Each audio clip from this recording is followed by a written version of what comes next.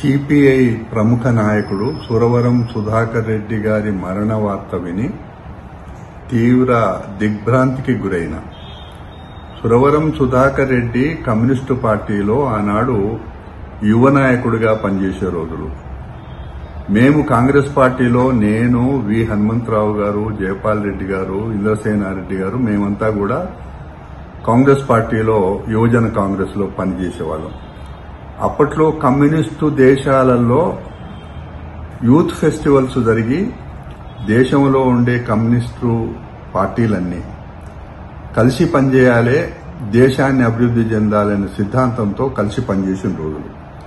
ఆ విధంగా పనిచేయడం వల్ల పబ్లిక్ సెక్టారు, పారిశ్రామిక రంగం కానీ వ్యవసాయ రంగం కానీ బాగా అభివృద్ధి చెందింది. దీనికి కారణం సురవరం సుధాకర్ రెడ్డి గారు 2004లో కాంగ్రెస్ పార్టీతో ఉభయ కమ్యూనిస్టు పార్టీలు అలయన్స్ పెట్టుకోవడం వల్ల యూపీఏ ప్రభుత్వం ఏర్పడ్డది.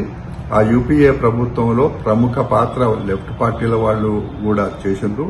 దానివల్ల ఏమైంది, ఉదాహరణకి చెప్తున్నా, ఇక్కడ రాష్ట్రంలో మొత్తం దేశంలో ఉచిత విద్యుత్తు వచ్చింది కూడా అదే సందర్భంలో. కాబట్టి దేశంలో ఎప్పుడెప్పుడు కమ్యూనిస్టులు కాంగ్రెస్ పార్టీ కలిసి పనిచేసి ప్రభుత్వాలు ఏర్పడ్డప్పుడు అనేకమైన సంస్కరణలు వచ్చినాయి.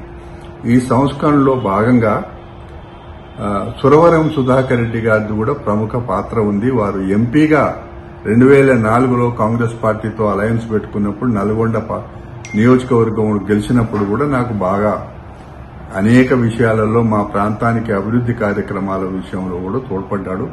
ఏదేమైనా వారి మరణం కమ్యూనిస్టు పార్టీకే కాదు, కాంగ్రెస్ పార్టీకి కూడా లోటే, దేశానికి కూడా పెద్ద నష్టం జరిగింది.